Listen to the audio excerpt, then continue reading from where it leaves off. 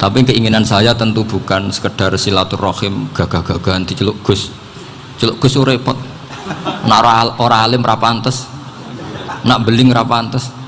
Salam template 1.000 jaluk swarga. Tuhan.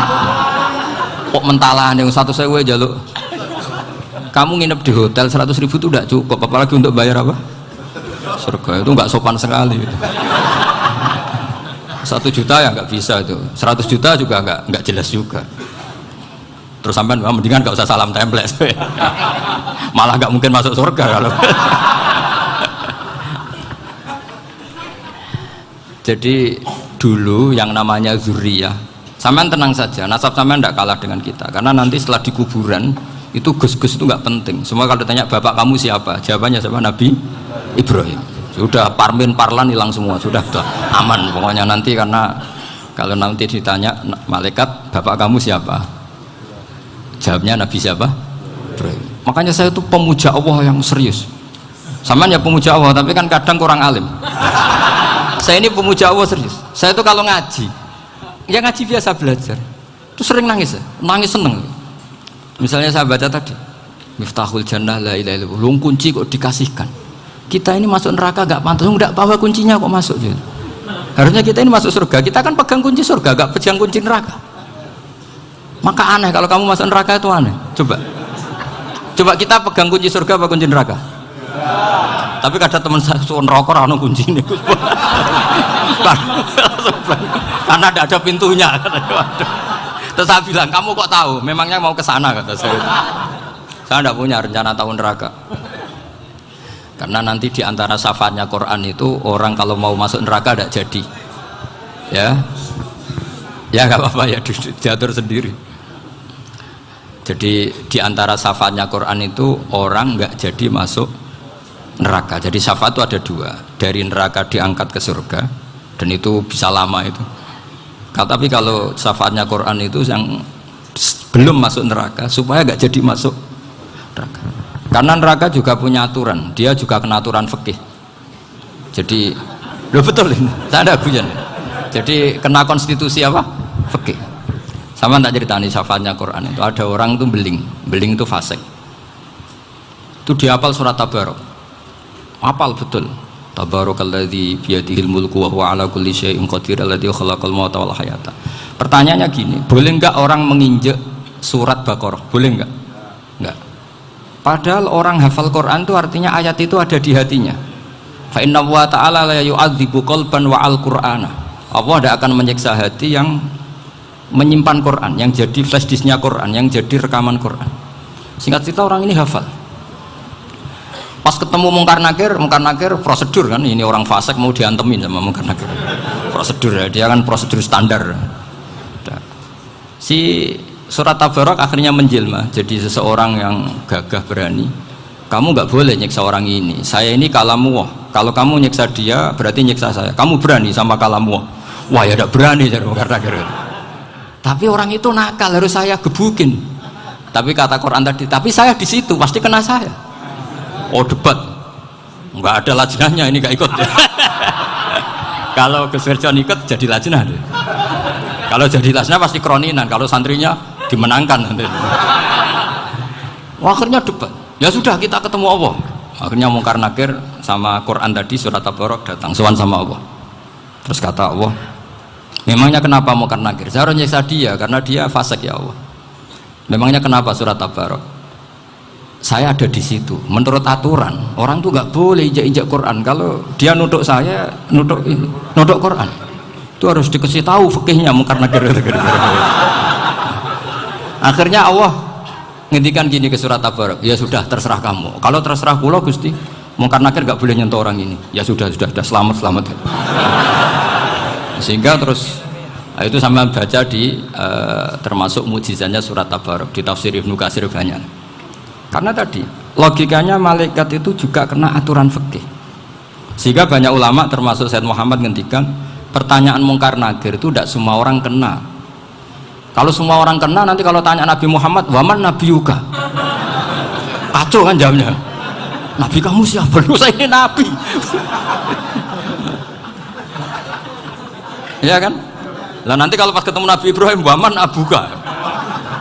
Jadi repot kan. Makanya ada kiai yang guyon kalau ditanya, "Marabbuka?" Saya ini guru tauhid sembrono. Saya ini ngajar Ummul Barohin, kamu tanya Marabbuka. Masyhur itu keramatnya Imam Malik itu. Ada Ashabu Malik, rajulun min ashabi Malik. Beliau ditanya Munkar Nakir, Marabbuka manabiuka. Imam Malik datang, ini seumur-umurnya itu ngajar tauhid. Kok kamu bedai enggak sopan kamu. Dan kita berharap barokah sampean ngaji nanti itu. Yes. Malaikat itu ono sungkane gitu. Jadi dan saya meskipun guyon itu serius. Bedanya orang alim sama ndak itu di situ. Kalau orang alim itu guyon itu masih bener, masih serius. Coba saya bacakan ayatnya. Ala inna auliya Allahi la khaufun alaihim wa lahum yahzanun.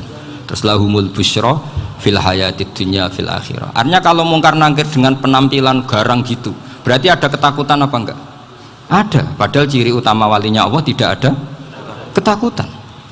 Makanya itu termasuk dalilnya Sayyid Muhammad, tidak semua orang alami seperti itu karena wali-wali itu la khaufun alaihim wa lahum yahzanun. Anak kiai ketemu karena kerja buat tidur wedek.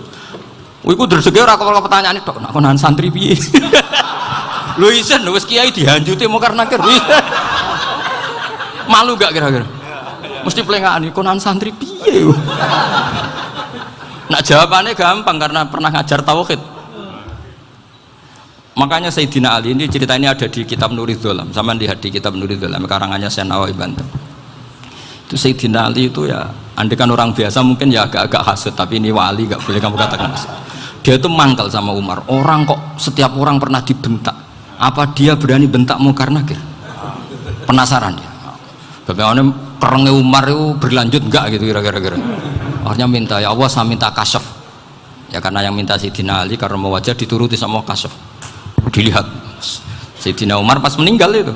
Jadi hasud itu ya kadang penting asal baik. Loh betul bahasa Kanjeng Nabi kadang la hasada illa fisnaten. Itu Nabi bahasakan ya hasad. Gus Firson aja yang nafsirkan ghobtoh itu kan gaya-gayanan sebagai ulama. Aslinya Nabi ngendikannya itu la hasada illa fisnaten. Ulama yang ganti itu namanya ghobtoh. Wong Nabi sendiri nyebut hasad kok kamu tafsiri ghobtoh. Ya hasad ya hasad. Udah ada usah ditawil-tawil pokoknya gitu. Kalau sama nggak percaya nggak apa-apa. Kok gitu aja kok repot. Karena sama nggak percaya kemungkinannya dua. Satu nggak ngerti. Dua sama-sama alim kan dari awal kalau sama-sama alim kan laisali alimin ayuqallida aliman akhor. Kita nggak perlu saling mengikuti. Ngapain hasud? Biasa aja. Akhirnya Sayyidina Ali kasih. Pas Umar bangun, setelah mati kan bangun, setelah meninggal bangun. Munkar Nakir datang dengan perang yang sangat garang. Itu digambarkan Sayyidina Ali matanya itu kalkidril ghali. Kayak apa? Kendil yang apa? Menganga. Wah, seru. Sayyidina Ali senang, paling takut ini Umar. Senangnya bukan main, wah ini mesti takut Umar. Biasa. Ternyata enggak, Umar malah bangkit. Woi, Munkar Nakir ya. Kamu tahu menghadapi siapa? Itu betul ya? Kamu itu menghadapi temannya ahabbal khalqi ilallah. Yang diandalkan temannya bukan dia. Kamu tahu yang kamu hadapi, saya ini teman kekasihnya Allah. Jadi boleh kamu mengandalkan Mbak Virjon. Tapi nanti resikonya Munkar Nakir tanya, itu Virjon siapa? Wah itu masalah kan. Makanya syaratnya wali itu harus ma'rufun fis sama. Di langit sudah populer. Makanya dulu ada orang yang saking seninya Abdul Qadir ditanya apa saja jamnya Abdul Qadir Al-Jilani itu aman karena beliau populer. Makanya program kita harus populer dulu di langit. Nah, itu nanti kalau dicatut oleh santri-santri nggak apa-apa. Kalau nggak populer nanti dicatat itu siapa? Masalah ini. Umar itu yang dibanggakan itu, kamu tahu saya siapa? Ya enggak tahu. Saya ini temannya kekasihnya Allah. Temannya Muhammad. Iya Muhammad Rasul. Wah mikir waduh. Repot. Loh di dunia aja gitu kan temannya presiden, temannya panglima, apalagi ini temannya Sayyidul Awalin wal Akhirin. Di dunia aja bilang temannya presiden, menteri orang sudah takut, apalagi ini temannya Sayyidul Awalin. Hanya Munkar Nakir terus konfirmasi sama Allah, gimana ya Allah ini ngadepi. Sebetulnya yang diandalkan itu temannya, bukan dia. Wah, akhirnya sama Allah dibilang, ya bu, ya sama seorang seperti itu bu yang sopan. Terus semenjak itu Mungkar Nakir itu nggak selalu berpenampilan seperti itu, sangat. Jadi semoga itu konsisten sampai nanti. Jadi kamu kalau ingin nggak takut Mungkar Nakir, jadi wali dulu. Karena syaratnya tadi hanya wali sing la khaufun alaihim walahum yahzanun lahumul busyra fil hayatid dunya fil akhirah. Jadi orang itu kalau ngaji itu harus khatam. Jangan semuanya kena pertanyaan. Dan kalau semuanya kena pertanyaan nanti repot. Kalau Nabi Muhammad ditanya waman Nabi juga. Nabimu siapa? Lu kan terus jadi aneh. Jadi makanya ngendikane Sayyid Muhammad semua ulama lah, nggak ada am kecuali ditaksis.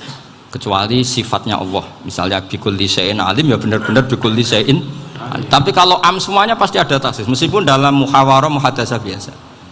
Misalnya contoh gampang, istri kamu baru seneng kamu, mas nak pengen apa-apa itu lapor aku, gak apa-apa mas, mesti aku seneng sama lapor. Iku dia aku pengen wayo, langsung jadi apa wae. Mesti apa wae, maksudnya kecuali itu. Gitu. Padahal kalau ngomong, mas sampean ingin apa saja tak dukung. Terus sampean bilang, pengen iku wayo. Kira-kira disetujui apa enggak? Sama seperti kita kalau punya teman akrab, wes nang omahku gak apa-apa, anggap ya omahmu dewe. Terus mlebu-mlebu kamar. Jadi tidak ada am kecuali ditaksis. Artinya kalau ada cerita bahwa orang mati pasti ngalami ditanya Mungkar Nakir, itu pasti ada am yang ditaksis. Itu pasti juga dialami para anbiya, para ya, karena ciri utama wali itu la khaufun alaihim walahum yahzanun. Kemudian saya yang mau cerita ya, supaya sampean bisa menghadapi dunia global ini, tak bawa tafsir Munir termasuk tadi. Kenapa orang Islam, Rasulullah SAW itu lebih senang kalau yang menang itu orang Nasrani Romawi, ketimbang yang menang itu orang Faris, dalam hal ini ateis. Karena orang ateis itu lebih ngeri. Sebetulnya beberapa penemuan sains, terutama di ilmu medis, itu orang Amerika, kayak cloning. Tapi orang Amerika itu masih dilarang oleh gereja untuk mengaplikasi. Karena nanti bayi cloning itu dipakai suku cadang. Di Amerika masih ditentang oleh fatwa-fatwa agama, baik Islam maupun Kristen. Tapi di Cina itu dipraktekkan. Karena nggak ada halangan agama. Di Cina itu biasa ada kondom diolah lagi jadi alat-alat aksesoris. Di Amerika tidak ada karena masih ada agama, masih ada larangan. Sehingga orang Islam itu lebih takut kalau yang menang itu Persia, karena terus cara berpikir ternyata Tuhan itu tidak ada, langit nggak ada perannya. Jadi ketika yang menang Nasrani masih berpikir itu pertolongan Tuhan, meskipun mungkin cara mengatakan Tuhan beda dengan kita. Tapi ada satu kesamaan bahwa kekuatan samawi itu ada. Jadi disebut hulibatir rum fi adnal ardi wa hum min ba'di ghalabihim sahlibun. Di sini diterangkan oleh Syekh Nawawi supaya kamu tidak salah paham. Sebetulnya kamu katakan misalnya wah itu paham liberal, sebenarnya saya tidak tersiksa. Cuma takut yang mengatakan seperti itu cek goblokir atau ngaji gitu. Itu aja masalah saya. Ini saya baca ini karangannya Syekh Nawawi, karena tadi kata Mbak Firjon ngaji itu harus sama orang bersanad. Saya ini kalah sama beliau itu berkali-kali. Secara nasab saya harus manggil Mbah. Secara silsilah ilmu saya juga kalah lagi. Saya sering disewani sama cucu-cucu Syekhona Khalil. Kiai Sidik itu termasuk murid dekat beliau, Syekhona Khalil. Kalau itu berarti kan Gus Firjon, Ahmad, terus Mbah Sidik. Mbah Sidik ngaji Syekhona Khalil. Syekhona Khalil itu pernah ngaji langsung sama Sayyid Zaini Tahlan. Berarti beliau dari Sayyid Zaini Tahlan itu baru generasi kelima.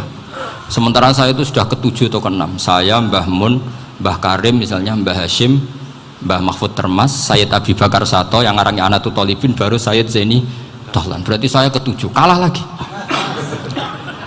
Tapi untuk jadi wali biasanya cepat saya. Karena syaratnya jadi mbah itu ngalah demi putu. Jadi kalau beliau ngotot, saya dulu Gusti, saya mbahnya. Wah itu mbah yang nggak baik. Pasti jatahnya dikasihkan apa? Cucunya dulu. Makanya Abdul Muthalib itu orang yang dapat wangsit, tapi yang jadi nabi itu cucunya. Jadi dalil saya banyak. Sebenarnya Abdul Muthalib itu sudah sering dapat wangsit. Karena saya bahasakan wahyu, Nabi yang protes, enggak nabi kok dapat wahyu. Tapi sebetulnya Abdul Muthalib itu masyhur. Kalimat-kalimatnya menunjukkan bahwa beliau itu sudah dapat wahyu kalau nanti cucunya itu jadi apa? Nabi. Makanya senangnya bukan main Abdul Muthalib sama Rasulullah. Putu seneng, mbah seneng putu. Jadi mungkin, jadi sama nggak usah protes loh. Yang jadi wali kok cucunya. Dulu betul. Dulu Mbah Hamid Pasuruan itu kalau Mbah Ahmad Siddiq ke sana, Mbah Hamid Pasuruan kalau manggil Mbah Ahmad Siddiq itu paman. Tapi pamannya minta ijazah ke ponaan. Apa ya gara-gara itu memang. Kalau itu masih berlaku apa? Ngalah tadi. Kayaknya masih apa? Hawane masih. Hawane masih. Karena melihat tren-tren langit masih gitu kayaknya masih. Masih itu. Ya, tapi mbahnya tetap dapat jatah, tenang saja nanti. Tapi memang sebaiknya mbah itu legowo. Rasulullah Muhammad SAW itu terkenal min dzurriyyati Ibrahim. Tapi kata Rasulullah, ana dakwatu Ibrahim wa bisyaratu Isa. Aku nganti ngene iki barokah dongane Nabi siapa? Ibrahim. Jadi dongane Nabi Ibrahim ya tiba teng putu. Jadi banyak bukti bahwa jatuhnya ke putu gitu. Tadi saya di kamar sama beliau berduaan. Nih Mbah sing dadi wali di sini, aku webang. Cocokan tadi. Nah, kenapa saya akhir-akhir ini gulirkan daftar wali? Kenapa? Saya ini resah ya, orang sudah ingin dicintai pejabat, dicintai tetangga, dicintai teman. Tapi kadang-kadang orang lupa lagi dicintai Allah. Makanya saya meskipun guyon, tapi ini amdan, bukan sahwan. Supaya orang punya cita-cita lagi jadi wali, ingin dicintai Allah. Kita ini terlalu lama ingin dicintai makhluk, dicintai makhluk. Mbok ya naik kelas sedikit lah. Ingin dicintai Allah Subhanahu wa Ta'ala. Meskipun saya guyon, tapi tadi guyon saya tuh lebih serius ketimbang serius Anda. Karena tak pikir. Saya tuh kalau pergi itu seneng ngebis, bukan karena saya tidak punya mobil, tapi saya sering mau butuh itu supaya nggak diganggu. Karena saya tuh harus punya waktu sendiri. Kalau bis kan ketemu orang nggak kenal, tapi sekarang ya agak susah, banyak yang kenal. Dan susahnya lagi nggak minta ijazah, minta foto. Aduh, repot tuh. Mau dibenci itu umatnya Rasulullah Shallallahu Alaihi Wasallam. Mau disetujui itu sanatnya mana? Kalau ketemu orang alim minta apa? Foto. Itu nggak ada sanatnya. Nggak tahu saya itu mazhab dari mana itu. Ya mazhab milenial yang jelas itu kan. Ini tak baca ya biar dapat. Karena ini kenangan saya sama Mbak Ahmad Siddiq. Saya masih ingat betul beliau ngisi hallnya Mbak Abdullah bin Umar, berarti abahnya Mbak Hamid. Karena mbah saya itu Fatimah binti Khalid bin Umar. Kalau Mbah Hamid itu Hamid bin Abdullah bin Umar.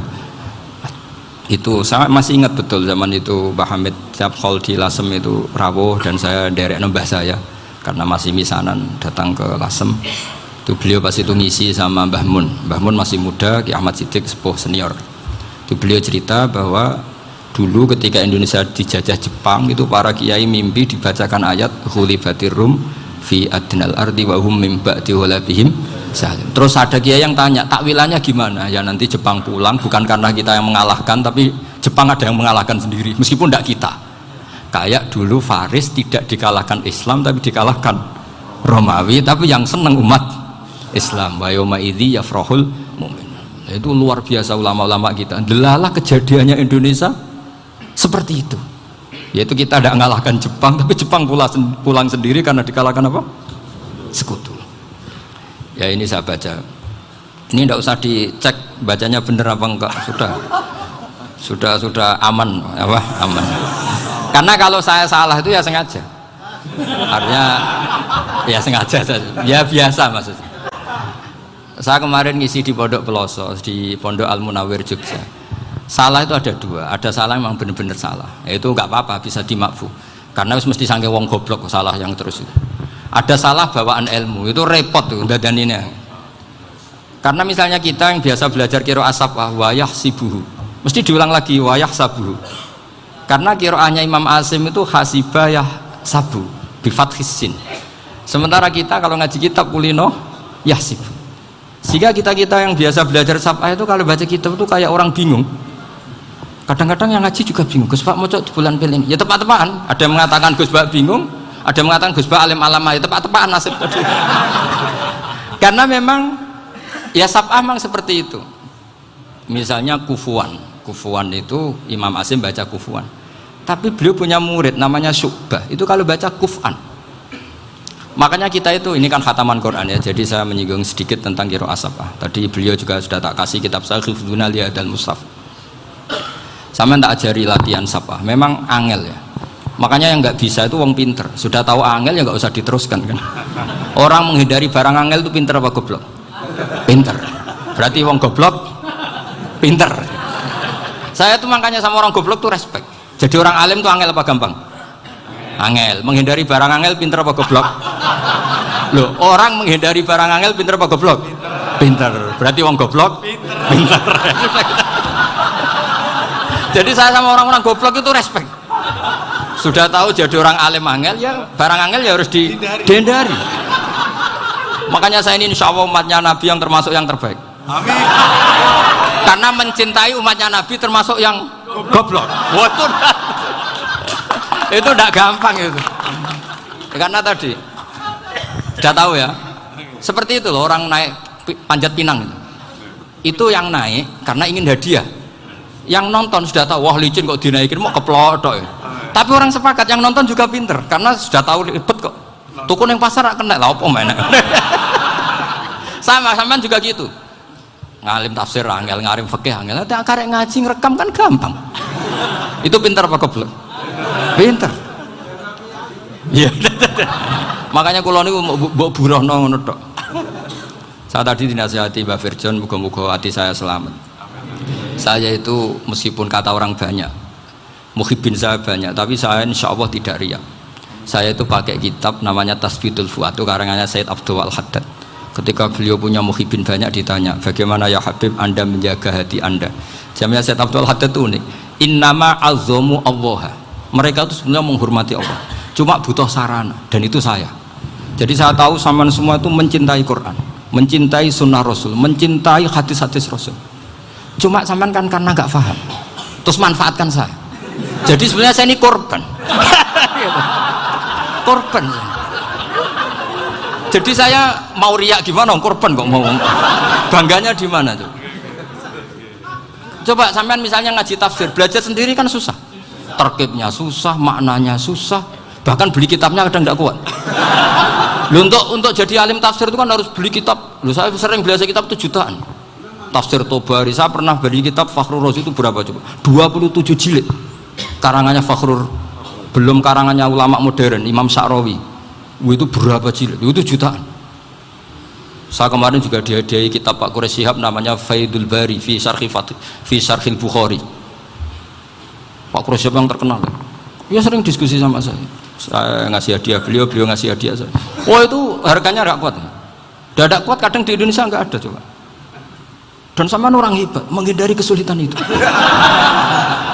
Nah, kesulitan itu sebab ngaji ikut, kalau nggak paham dirukok rekamannya sudah gitu. Pinter mana sampean sama saya? Pinter sampean kan?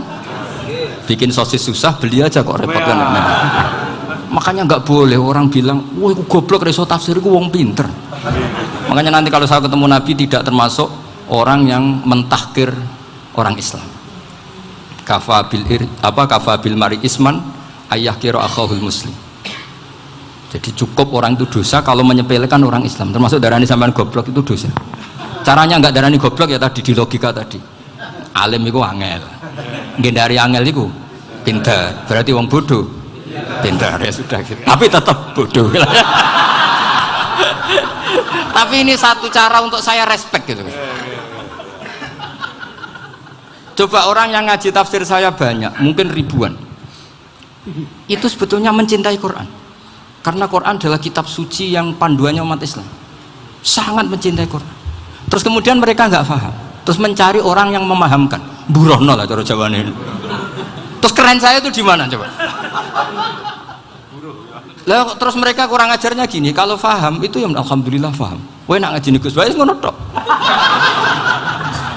Tapi nek ora paham, ora nyalano akal ya. Mari Gus Bae nerangno cepet, mulane gak paham. Ora kok nyalano teke sing lelet. Oh itu kan Masya Allah, naudzubillah tenan. Sebetulnya tingkat kurang ajarnya tinggi Gus sebenarnya. Jadi kalau nggak paham itu kadang nggak nyalahno uteke. Kayak mau misalnya, mau mari mikir aja jelas. Padahal misalnya jelas orang mesti paham bodoh. Paham ya? Jadi kata Sayyid Abdul Haddad, innama azzamu Allah. Sebenarnya mereka itu sangat menghormati Allah.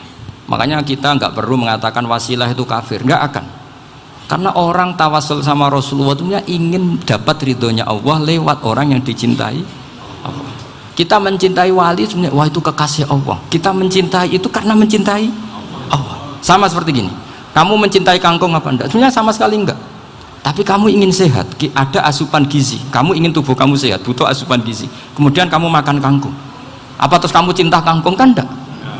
Cinta kesehatan kamu sama. Orang yang mencintai saya sebenarnya ingin kepuasan rohani. Saya kan termasuk kiai yang torekonya gampang. Ini swarga kan akhirnya penggemarnya banyak. Coba kalau kamu ini neraka. Jadi sebetulnya Anda mencintai kepuasan Anda sendiri. Nah, saya ini korban. Makanya untuk masuk surga cepat saya. Korban itu cepat. Da'watul mazlum la turaddu kan gitu. Laisa bainahu wa bainallah hijab. Jadi saya kalau dongo langsung seret langit. Karena mazlum. Saya sinau tafsir itu Pak, sampean bayangkan ada tafsir itu sudah 27 jilid. Sengarang Fakhrul Razi itu bulatnya bukan main. Karena dia ahli filsafat. Bulatnya Masya Allah. Sudah gitu sinau Jalalain kadang dikomen oleh Sawi. Sudah kita percaya Jalalain jebule dibuli Sawi. Percaya Sawi dikandani, "Oh iku Maliki Rasafi." Oh ribet.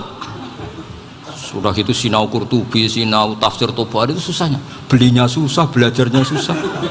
Padahal saya punya keluarga, punya istri, punya anak. Bayangkan kalau istri saya rewel kayak istri sampai. Wah itu. Tapi alhamdulillah enggak. Sama sekali enggak. Allah sudah milihkan, wah ini bahaya kalau punya istri rewel.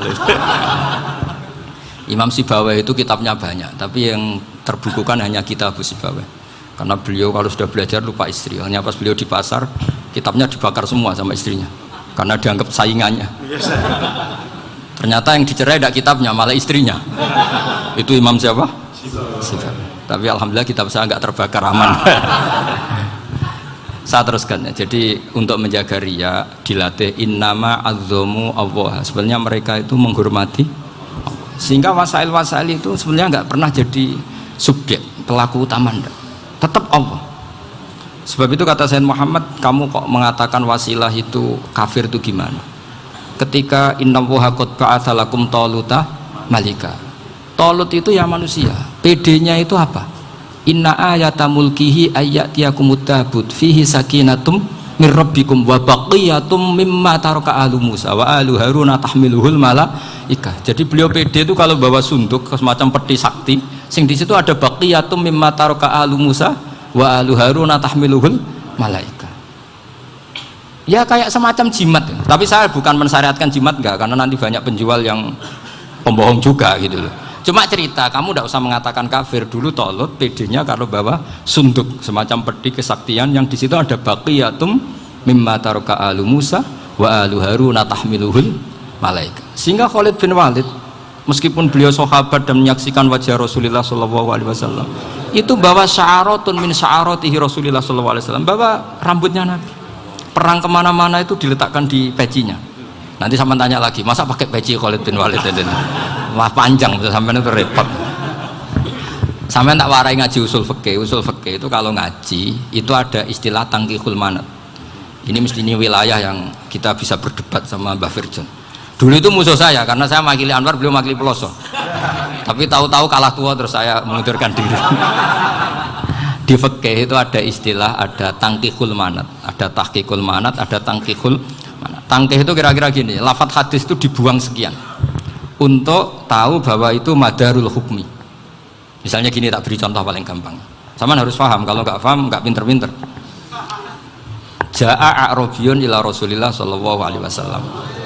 Ya karena ini menghormati Mbah Ahmad Siddiq, saya orang alim, jadi ngaji ini tetap ada suasana alim. Ya harus ada suasana alim. Nggak perlu jadi orang alim tadi susah. Sudah ngedari susah itu pintar. Sudah itu aja. Jadi orang alim susah, ngedari barang susah pintar. Berarti orang tidak alim pintar. Nah, meskipun tetap sudah itu pegangi sampai mati nanti.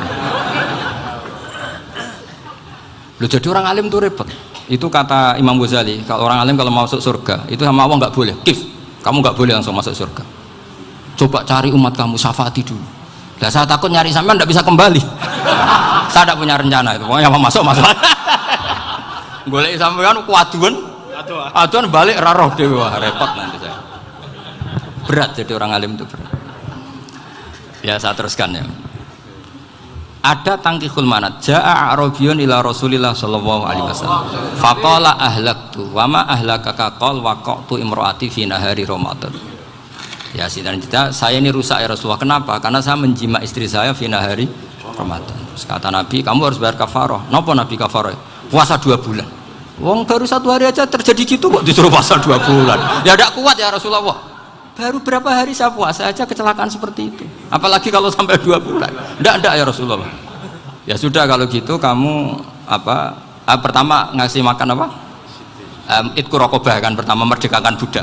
Tapi kan sekarang nggak ada budak, makanya terus sekarang langsung puasa. Wah ini nggak bisa semua. Ya sudah ngasih makan orang 60. Kasihkan siapa ya Rasul? Ya orang fakir. Saya ini paling fakir. Di kampung saya ini orang paling fakir. Jadi mulai dulu orang fakir itu hubungan suami istri itu paling lancar mulai dulu. Makanya orang fakir itu anaknya banyak karena hiburannya hanya itu. Wong Ramadan aja. Coba mau ke ATM nggak punya uang, mau antri di bank nggak punya, mau apa coba? Itu mulai dulu. Ini sanatnya mutasil. Wah, akhirnya sudah sanksinya kan tadi ya, itqu raqabah atau puasa 2 bulan berturut-turut atau ngasih makan 60 orang miskin. Lalu kata ahli usul fikih, kata A'rabi dibuang, nggak menjadi catatan hukum. Orang kota pun kalau melakukan itu juga kena sanksi yang sama. Imro'atau juga dibuang. Andai kan itu dilakukan untuk amatnya juga ketentuannya sama. Nah sekarang perdebatan antara Imam Syafi'i dan Imam Malik begini. Sekarang pertanyaan gini, jima istri itu hukumnya boleh apa haram? Boleh kan? Lalu kalau ada orang tanpa udzur kemudian makan siang-siang, cara Imam Malik hukumnya sama, harus kena sanksi yang sama. Karena sama-sama hadku hurmati Ramadan bi ghairi udzrin syar'iyyin. Sama-sama merusak hukum Ramadan tanpa udzur syar'. Lo jima itu tidak zina. Kan hukumnya jaiz. Nah, sekarang makan hukumnya jaiz, harusnya juga kena ketentuan yang sama. Cara pikirannya Imam Malik. Nah, alhamdulillah Imam Syafi'i gak setuju. Wah, cara setuju repot. Bahkan orang-orang Syafi'i sudah punya khilaf, kalau gitu minum dulu. Iya, biar nggak kena. Iya, biar iftarnya pakai minum. Setelah minum baru jima kan. Ya. Ini sudah menyiapkan khilafnya. Ini khas Syafi'i ini, bongsong rekayasa hukum. Nanti bisa belajar jauh cara ngakali hukum. Makanya guyonan yang masyhur Gus Dur itu gitu. Ada seorang kiai atau Gus lah, ya punya salah, namanya manusia kan punya salah, entah cangkruk entah apa, pokoknya punya salah. Ada wartawan yang ngiranya semua kiai itu orang suci, sehingga tanya sama Gus Dur, Gus itu ada kiai kok ya pokoknya salah lah ya. Tapi jangan bayangkan dosa besar, enggak, kecil-kecil aja. Itu gimana itu, padahal kiai kan orang suci. Jawabnya Gus Dur lucu, ya justru yang boleh salah itu para kiai, kalau kamu nggak boleh. Loh, kok bisa Gus? Karena mereka tahu caranya tobat. Repot. Kalau kamu nggak tahu caranya, sama pelanggaran hukum itu ya harus pakar-pakar hukum. Ya. Itu yang tahu caranya rekayasa. Kalau kamu ya kena pasal kan ya. Jadi kamu jangan niru saya. Saya ini punya sekian cara untuk pembunuh. Nah, itu namanya khilaf. Makanya kata Sayyid Muhammad, kamu tidak usah anti khilaf, karena Abu Hanifah itu membolehkan khilaf, kitabul khiyal. Yang penting kamu soleh dulu, setelah soleh nanti Allah maklumi. Soleh dulu, syaratnya soleh dulu. Kalau tidak soleh jangan. Contohnya gini, ada orang mau puasa lemes sekali, mau makan, gampang. Kalau langsung makan kan kayak hadku hormati Ramadan biwiri udrin syar'iyyin. Aku langsung mau jembera sowan Mbah Firjon. Sudah status saya apa? Musafir. Ya sudah, berangkat aja sampai Tuban makan. Nanti kalau nggak jadi ya nggak apa-apa, sudah kan mulai pergi sudah musafir.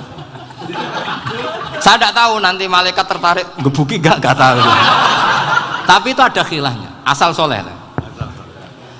Karena kata Sayyid Muhammad dan semua kitab mengatakan itu. Kalau sampean nggak tahu ya kebablasan. Nabi Ayub, yang nabi yang terkenal Gudiken itu siapa? Ayub ya. Nah, itu yang Israiliyatnya kan seru lah. Gudiken dikukur bek kreweng itu terlalu lah kalau itu. Untuk kreweng konti ning Arab ora ono kreweng itu sudah masalah itu. Singkat cerita, Nabi Ayub ketika diasingkan kaumnya itu kan nggak punya sumber makanan. Lah orang lelaki itu mulai dulu egois. Istrinya Nabi Ayub itu cantik sekali, udah cantik, rambutnya bagus.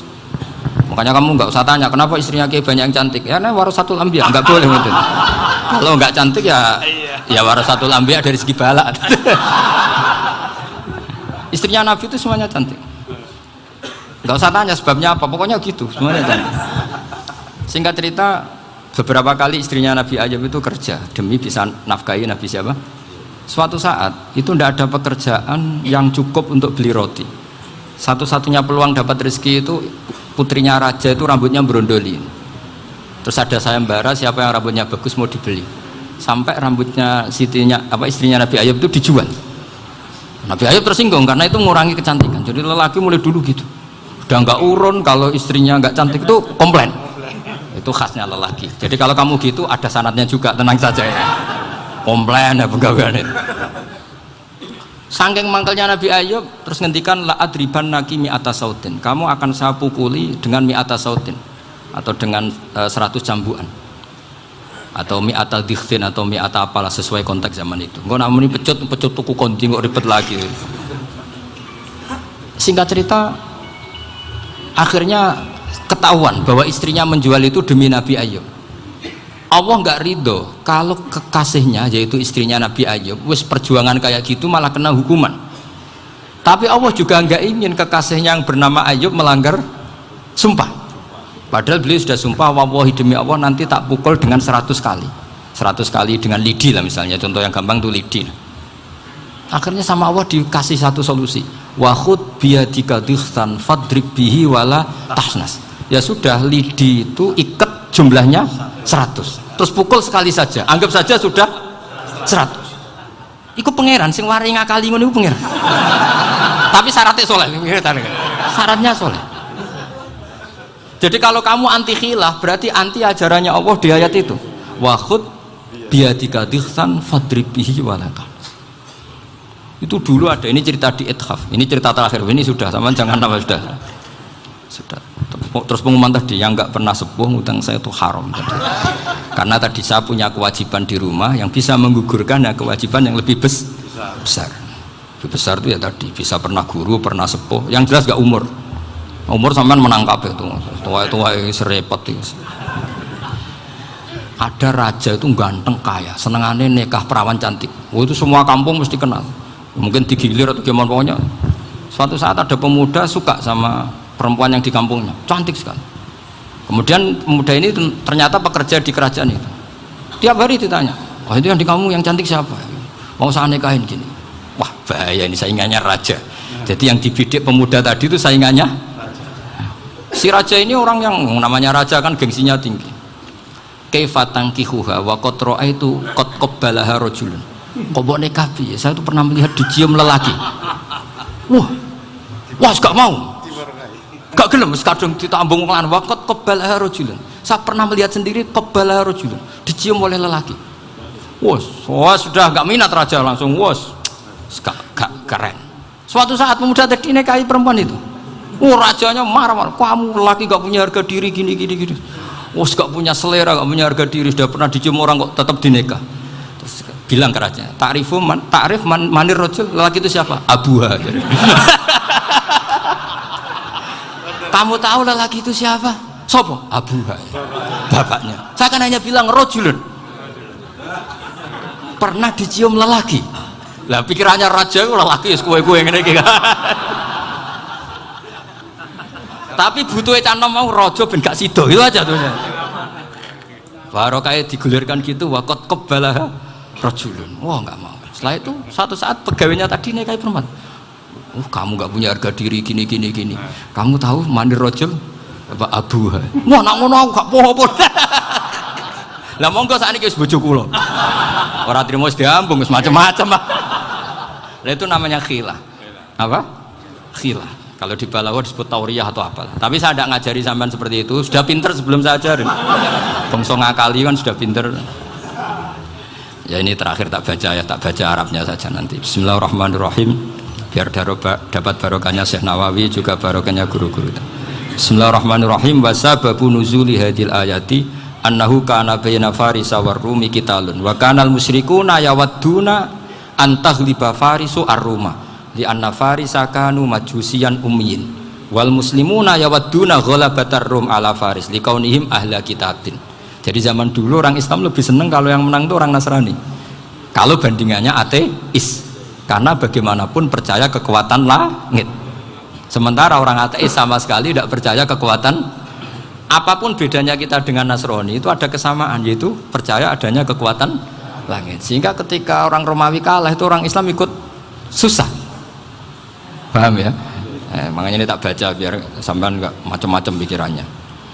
Fab'atha Kisra saat terusnya, ya pokoknya seperti itu.